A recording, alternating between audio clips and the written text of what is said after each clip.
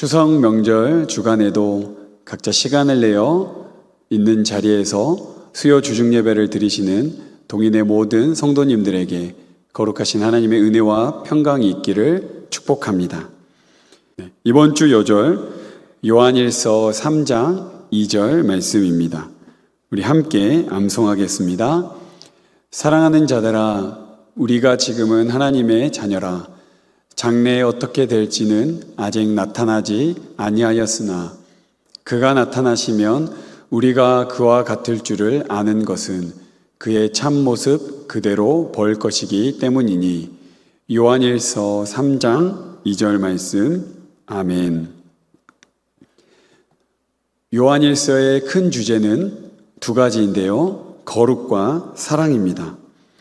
오늘 암송 구절이 포함된 요한일서 3장에서 사도 요한은 하나님의 자녀가 된 성도들에게 마땅히 추구해야 할 바람직한 삶의 모습에 대해서 적극적으로 권면합니다.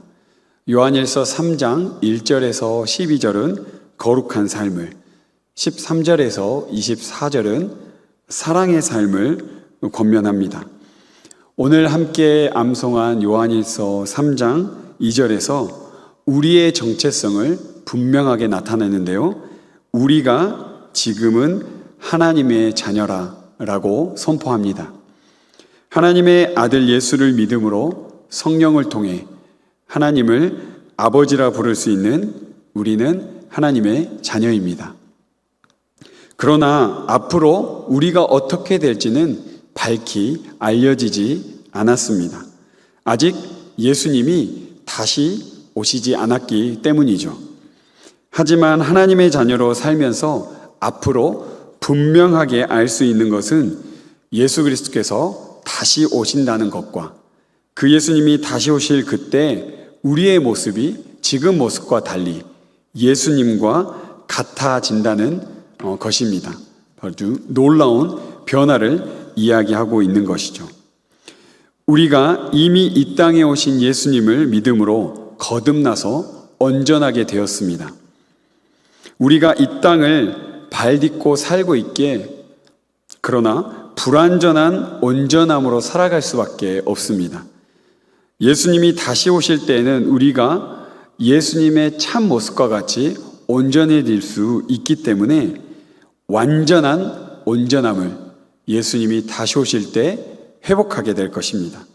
그래서 우리는 이미와 아직 사이를 살아가는 성도들입니다.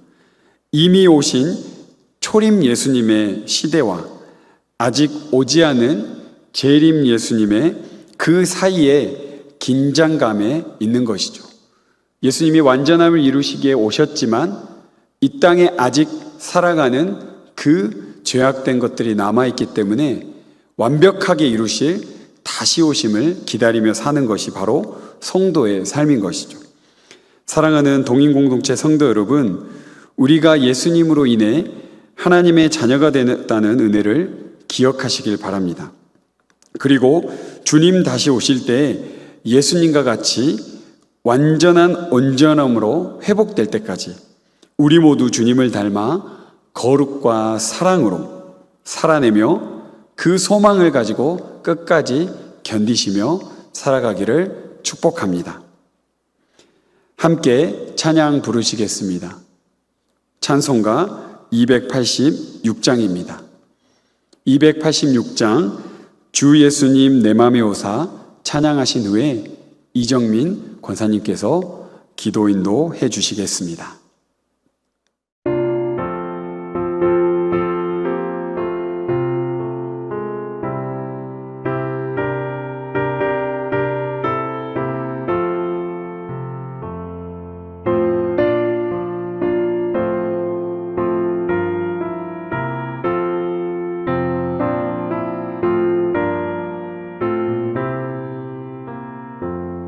주 예수님 내 맘에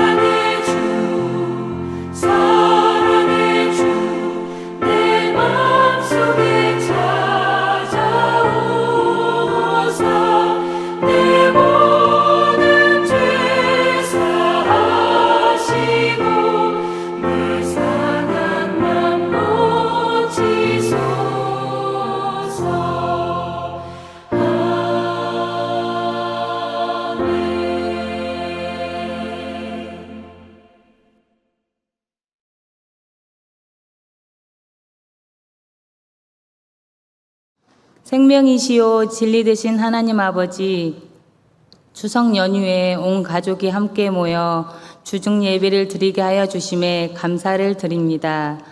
하나님의 자녀들이 한자리에 모여 하나님을 찬양하고 말씀을 들으며 하나님을 경배하게 하여 주심에 감사를 드립니다.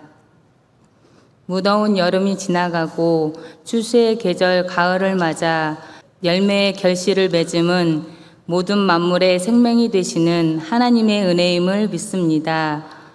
어렵고 힘든 환경 속에서도 저희가 생명을 이어가고 하나님의 말씀과 뜻을 따라 한 걸음씩 나아가는 것은 하나님의 진리가 무엇인지 알기 위함을 고백합니다. 하나님의 말씀 속에서 깨달음을 얻고 삶 속에서 실천해 가기를 원하오니 응답하여 주시옵소서.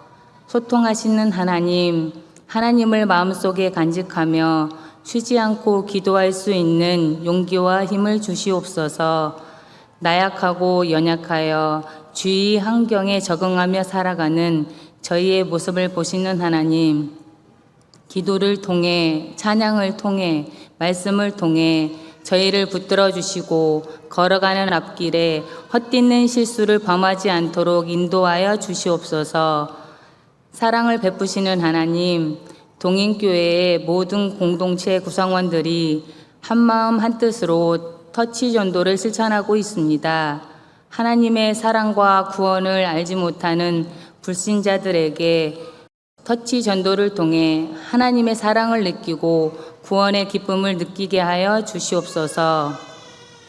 하나님의 품속에서 서로 사랑을 전하며 믿음이 충만해지는 그리스도인이 될 수 있도록 축복하여 주시옵소서. 치유의 하나님, 고유 명절인 추석에 온 가족이 모여 정을 나누고 사랑을 나눠야 하지만 육신의 병듦과 정신의 나약함으로 병원에서 치료를 받고 있는 하나님의 자녀들이 있습니다. 하나님의 십자가 보혈로 하루빨리 치유되어 하나님의 품으로, 가족의 품으로 돌아갈 수 있도록 은혜 베풀어 주시옵소서.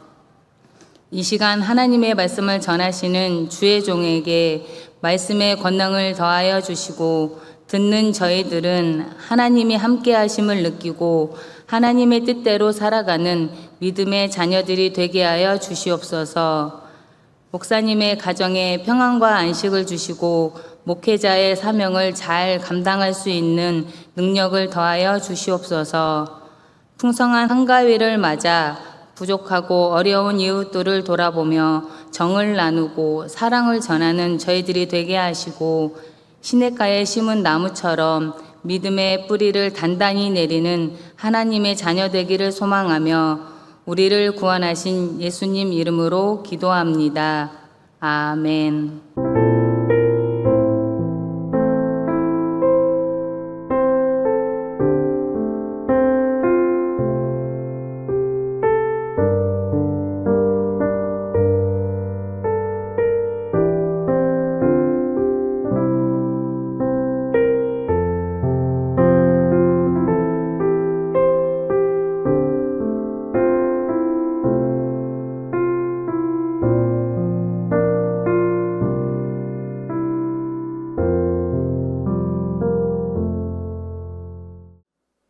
우리에게 주신 하나님의 말씀은 레위기 2장 1절에서 3절 그리고 11절에서 13절 말씀입니다. 구약 147쪽 레위기 2장 1절에서 3절 11절에서 13절 말씀 한 목소리로 함께 읽겠습니다.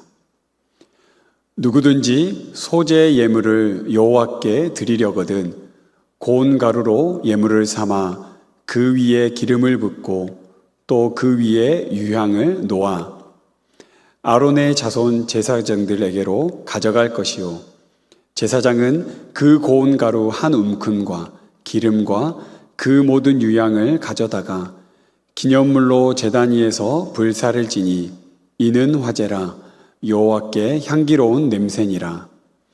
그 소재물에 남은 것은 아론과 그의 자손에게 돌릴지니 이는 여호와의 화제물 중에 지극히 거룩한 것이니라. 너희가 여호와께 드리는 모든 소제물에는 누룩을 넣지 말지니 너희가 누룩이나 꿀을 여호와께 화제로 드려 사르지 못할지니라. 처음 익은 것으로는 그것을 여호와께 드릴지나 향기로운 냄새를 위하여는 제단에 올리지 말지며 내 모든 소제물에 소금을 치라. 내 하나님의 언약의 소금을 내 소제에 빼지 못할지니 내 모든 예물에 소금을 드릴지니라. 아멘. 지난주에는 레위기 1장을 통해 번제에 대해서 우리가 배워보고 그 의미가 예수 그리스도와 성도인 우리에게 어떤 의미가 있는지를 배웠습니다. 오늘은 레위기 2장을 통해 소제에 대해서 함께 배우며 그것이 담겨있는 의미를 또 우리에게는 어떤 의미가 있는지 함께 살펴보도록 하겠습니다. 레위기 2장의 그 소제, 그 명칭은 히브리어로 민하입니다. 민하. 민하의 뜻은 여러 가지가 있는데요. 창세기 43장 11절에 야곱, 이스라엘이라고 하는 그 인물이 사실 자신의 아들인 요셉에게 베냐민과 함께 보낼 때 예물을 보냅니다. 거기에 성경에서는 예물이라고 나오는데 그 요셉의 마음을 누그러뜨리기 위해서 선물을 보냅니다. 그 사람에게 예물, 미나를 보내라고 형제들에게 부탁하는 것. 바로 미나의 첫 번째 뜻은 선물이고요. 두 번째는 일반적인 의미에서 제사를 말합니다. 창세기 4장 3절에서 5절은 여러분들이 잘 알고 있는 아벨과 그의 제물, 그리고 가인과 그의 제물 할 때 그 제물에 해당되는 단어가 바로 민하입니다. 그리고 사사기에 나오는 곡물이 있는데요. 이것은 침략당했을 때 바쳐야 하는 제물인 거죠. 그들에게 공납해야 되는 것, 바쳐야 하는 제물을 말할 때도 이 민하가 쓰입니다. 여기에서 우리가 배울 것은 아벨과 그의 제물 말하는 그 민하, 바로 제물에 대해서 우리가 함께 알아보고자 합니다. 소제를 나타내는 레위기 2장의 구조를 한번 살펴보려고 합니다. 레위기 2장의 구조는 요리하지 않는 곡식의 소제 2장 1절에서 3절, 그리고 요리해서 드리는 곡식의 소제로 레위기 2장 4절에서 10절입니다.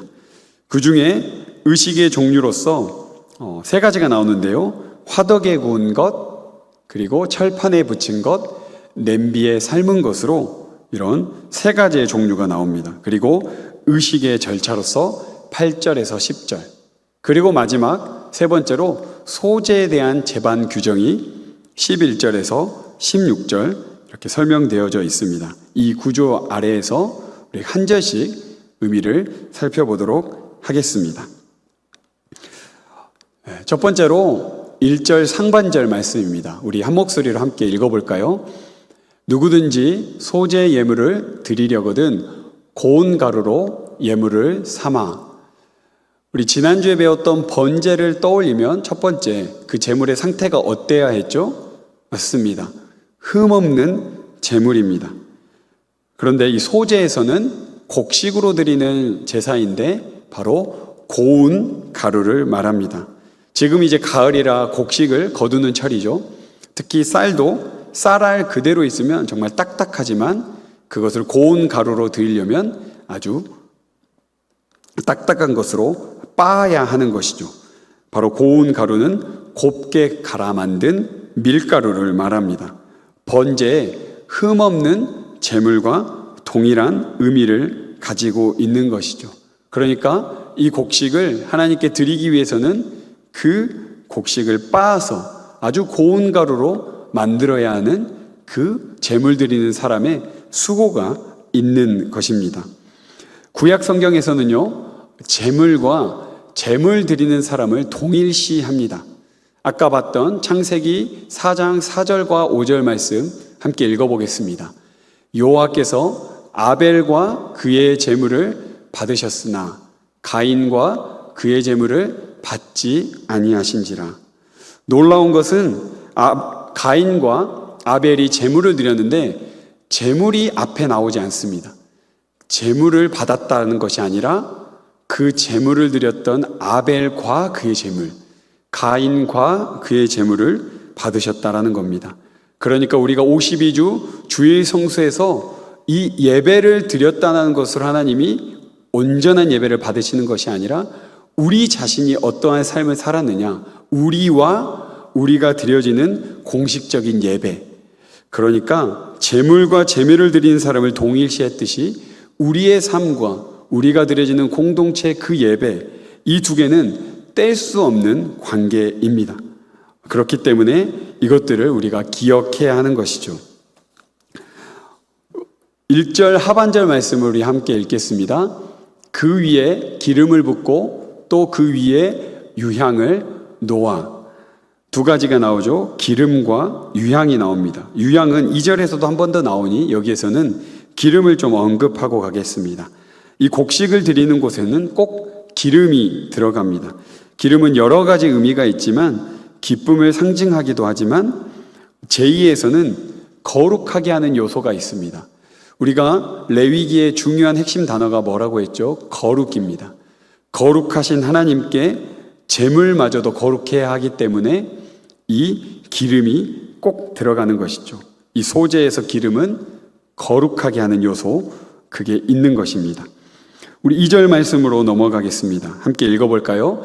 제사장은 그 고운 가루 한 움큼과 그 모든 유향을 가져다가 기념물로 제단 위에서 불사를 지니 이는 화제라 여호와께 향기로운 냄새니라. 아까 1절에 나와 있던 유향이 여기에서도 한 번 더 나옵니다. 유향은 아주 향기로운 어떤 기름을 말하는데요.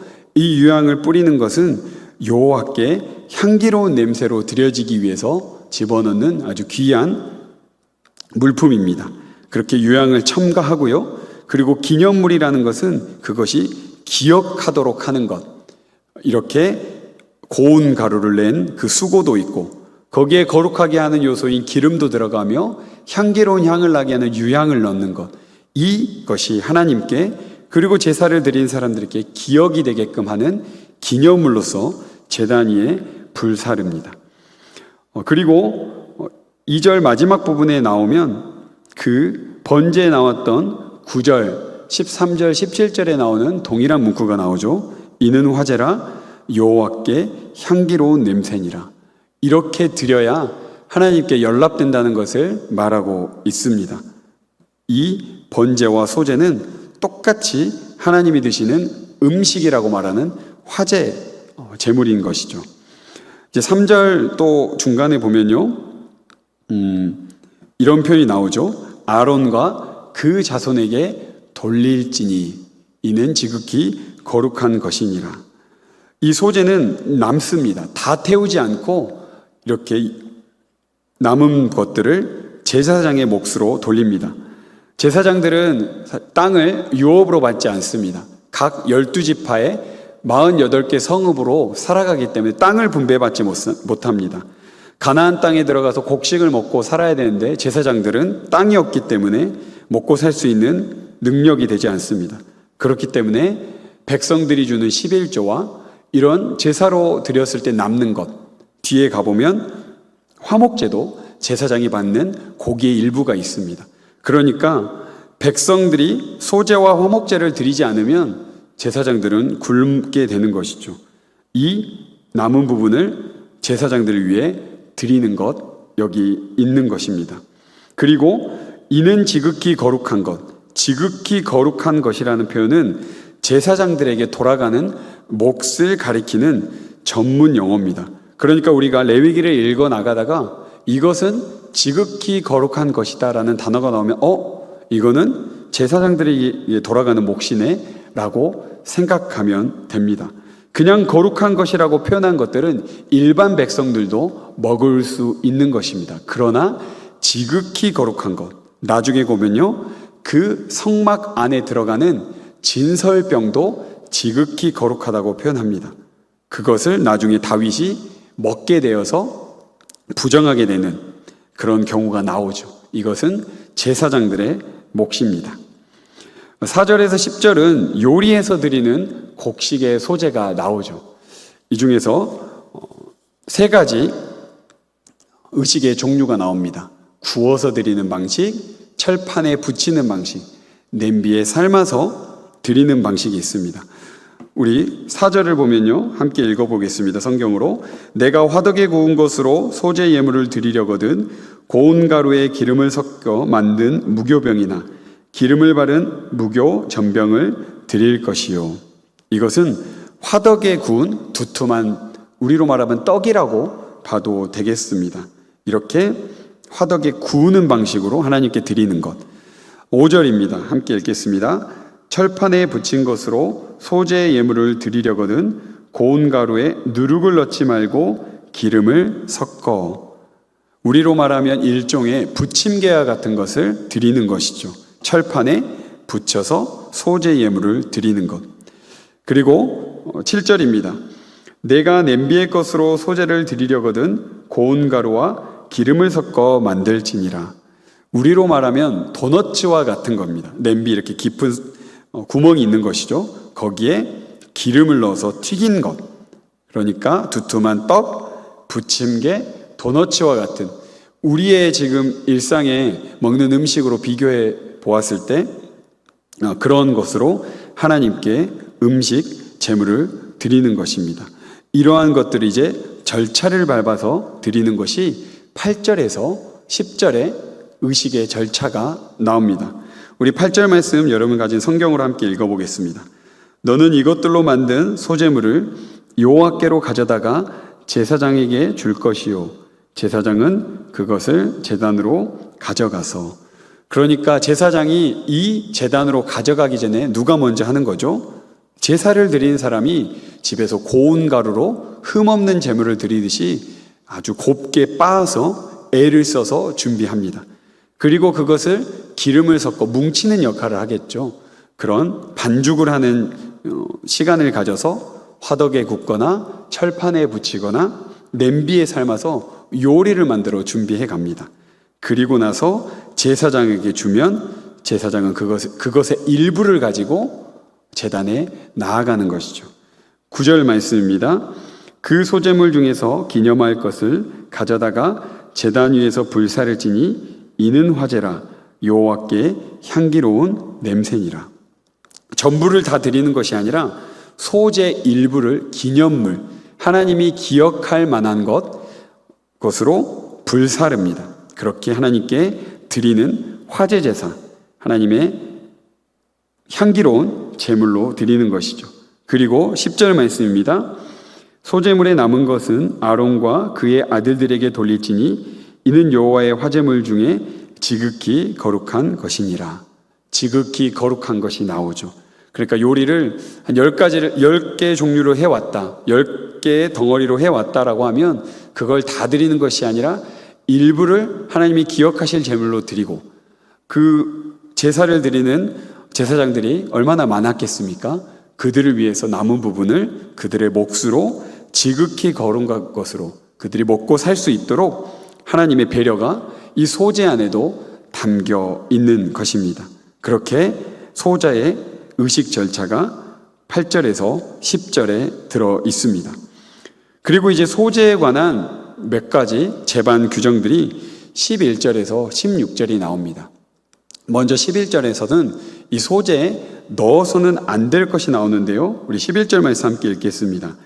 너희가 여호와께 드리는 모든 소재물에는 누룩을 넣지 말지니 너희가 누룩이나 꿀을 여호와께 화제로 드려 사르지 못할지니라. 누룩과 꿀을 어떻게 봐야 할까? 사실 글자 그대로 보면 왜 넣지 말아야 하지? 우리가 생각할 수 있지만 상징적인 의미로 죄, 유혹, 쾌락, 예배자의 삶 가운데 이러한 요소들을 제거할 것을 의미합니다.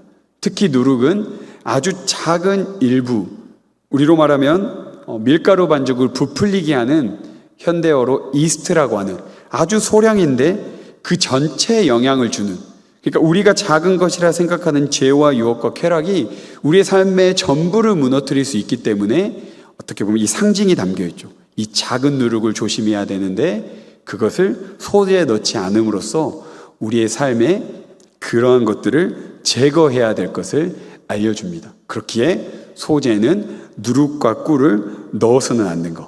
우리의 예배에서도 이러한 부분을 계속해서 제거해야 하는 것을 나타냅니다. 두 번째로 반드시 넣어야 할 것이 13절에 나오는데요. 우리 13절 말씀 함께 읽어보겠습니다. 내 모든 소재물에 소금을 치라. 내 하나님의 언약의 소금을 내 소재에 빼지 못할지니 내 모든 예물에 소금을 드릴지니라. 소금, 이 본문에도 나와 있듯이 언약의 소금을 말합니다. 우리 민수기 18장 19절에 나오는데요. 함께 읽어볼까요? 이는 여호와 앞에 너와 내 후손에게 영원한 소금 언약이니라. 역대하 13장 5절에도요. 이스라엘 하나님 여호와께서 소금 언약으로. 사실 그냥 언약이라도 해도 되겠지만 이상하게 소금이란 단어가 함께 언약이란 단어와 붙어 있습니다. 이것은 하나님과 예배자의 관계를 말합니다. 바로 변치 않은 언약 관계를 말하는 것이죠.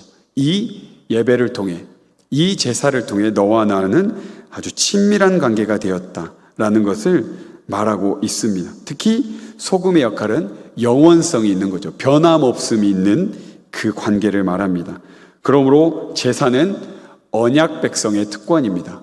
이 5가지 제사는 유일하게 이스라엘 백성만이 드릴 수 있는 여호와 하나님께 드리는 바로 특권인 것이죠. 우리도 이 예배 그냥 자유롭게 드릴 수 있다라고 생각할 수 있지만 번제에서도 말씀드렸듯이 예배당 문을 열고 들어오는 것이 아닌 예수 그리스도의 보혈의 피를 힘입어 우리는 나올 수 있는 엄청난 특권을 가지고 나온 겁니다. 그러니까 우리는 예배당 문을 열고 들어오는 예배자가 아니라 예수 그리스도의 보혈의 피를 힘입어 자격 없는 우리에게 자격 주시는 예수 그리스도 말미암은 엄청난 특권을 가진 사람들이라는 것입니다. 그리고 14절에서 16절은 첫 이삭을 소재로 드리는 경우가 마지막에 나옵니다. 일종의 추수 감사의 성격을 가지고 있습니다. 모든 것이 하나님께로부터 왔음을 고백하는 의미인데요. 우리 화면에 나오듯이 레위기 23장 10절 말씀 함께 읽어보겠습니다. 너희는 내가 너희에게 주는 땅에 들어가서 너희의 곡물을 거둘 때 너희의 곡물의 첫 이삭 한 단을 제사장에게로 가져갈 것이요. 이것은 레위기 23장에 나오는 여러 가지 절기 중에 초실절을 말합니다. 처음 거두는 것을 하나님께 드리는 것. 우리가 어떤 그런 경우가 있는 걸 들었습니다. 청년들이 정말 신실한 청년 중에 그렇게 하지 않아도 되지만 첫 번째 월급을 하나님께 다 헌금으로 드리는, 어떻게 또 한 달을 살아내야 하지만 나머지의 모든 내 일상에 주어지는 모든 월급이 하나님으로부터 주어졌음을, 이 취직도 하나님의 손길로 이루어졌음을 고백하듯이 이 이스라엘 백성이 가나안 땅에서 거두는 그 해의 첫 이삭을 하나님께 드린다는 것, 바로 모든 것이 하나님께로부터 왔음을 드리는 의미입니다. 이 의미가 바로 소재에 담겨 있는 것이죠. 그렇다면 이 소재가 신학적으로 우리에게 어떤 의미를 주고 있을까요?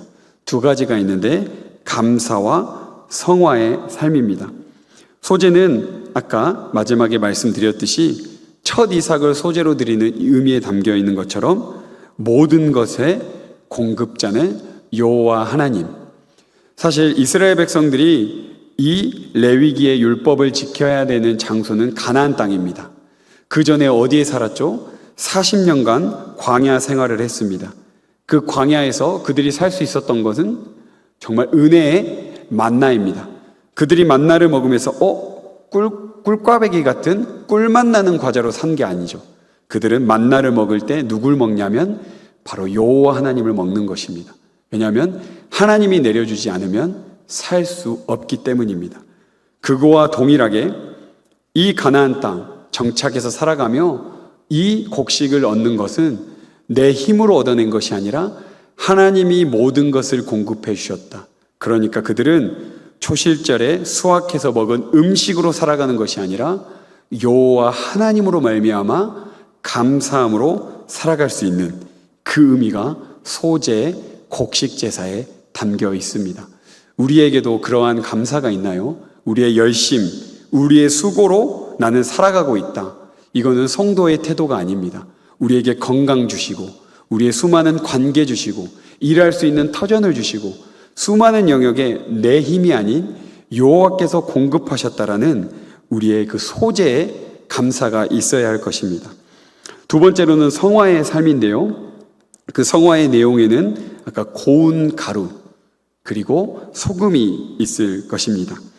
우리가 그렇게 단단했던 곡식을 하나님께 드리기 위해 애써서 빻아서 고운 가루로 구별해서 드리듯이 우리도 하나님께 점점점 더 언약 백성답게 거룩으로 닮아가는 것, 우리 안에 누룩을 제거하고 변치 않은 소금을 치며 살아가는 우리의 삶이 소재에 담겨 있듯이 담겨야 하는 것입니다. 마지막으로 이 소재와 신약과의 관계를 살펴보겠습니다. 소재와 예수 그리스도의 관계, 우리 고린도전서 15장 20절 말씀 함께 읽겠습니다. 그러나 이제 그리스도께서 죽은 자 가운데서 다시 살아나사 잠자는 자들의 첫 열매가 되셨도다. 예수 그리스도께서 어떤 첫 열매로 드려지신 거죠? 네, 잠자는 자들의 첫 열매, 바로 부활의 첫 열매가 되었습니다. 소재에서 첫 열매를 하나님께 드리듯이 이제 우리는 죽음과 사망과 권세를 이기신 예수님이 부활의 첫 열매가 되어서 우리는 그 이후의 열매가 되어 우리도 부활에 참여한 자가 될 수 있는, 예수님이 그 소재와 같이 첫 열매로 드려졌기 때문에 우리도 그 길을 이제 따라갈 수 있게 되는 것, 바로 예수님의 그 부활 안에 소재의 의미가 담겨 있는 것입니다. 그리고 이 소재와 우리 성도 간의 관계는 어떻게 될까요? 우리 고린도전서 5장 7, 8절 말씀 한 부분 읽어보겠습니다. 너희는 누룩 없는 자인데 새 덩어리가 되기 위하여 무른 누룩을 내버리라. 여기서도 누룩이 나오죠. 소재 넣지 말아야 할 것 두 가지가 누룩과 꿀이었습니다. 그 누룩, 바로 온 덩이를 망가뜨리게 만드는 그 누룩. 너희는 예수 안에서 누룩이 없는 자인데 다시 주님 안에서 새로운 존재로 빚어가기 위해, 새 덩어리가 되기 위해 너희 안에 계속 누적되어 있는, 특히 고린도 교회는 많은 문제가 있었기 때문에 그렇게 너희를 무너뜨리는 죄와 유혹과 쾌락에 있는 것들을 제거해 버리라는 그 소재의 의미가 이 말씀에 담겨 있습니다. 사랑하는 성도 여러분, 소재에 담겨 있는 의미, 그냥 구약의 율법으로만 끝나는 것이 아니라 신약 안에도, 그리고 우리의 삶 안에도 계속 이어집니다. 예수님이 잠자는 자들의 첫 열매, 죽음과 사망과 어둠의 권세를 이기고 첫 열매가 되어서 우리에게도 새 생명을 주셔서 우리가 그 생명의 소망으로 살아갑니다. 그러나 우리의 삶을 무너뜨리려고 하는 수많은 우리 안에 누룩들이 있죠. 그런 것들을 우리는 계속해서 의식하고 제거해 나가야 합니다. 그렇게 될 때 이는 화제라, 여호와께 향기로운 냄새니라, 그렇게 되듯이 드려지는 우리의 예배와 우리의 삶이 하나님께 연락되는 아름다운 소재와 같은 우리의 삶이 될 것입니다. 우리 함께 기도하겠습니다. 우리가 구약의 소재에 담긴 의미처럼 하나님께서 우리의 공급자이시며 우리의 필요를 채워주시는 분임을 고백하게 하옵소서. 또한 고운 가루와 누룩 없는 떡처럼 우리가 성화된 삶을 살게 하옵소서. 두 번째로 한 영혼을 천하보다 귀하게 여기시는 하나님의 마음으로 터치전도에 임하게 하시고 예배하신 영혼들이 구원받고 교회 공동체에 한몸 되게 하소서. 함께 기도하겠습니다.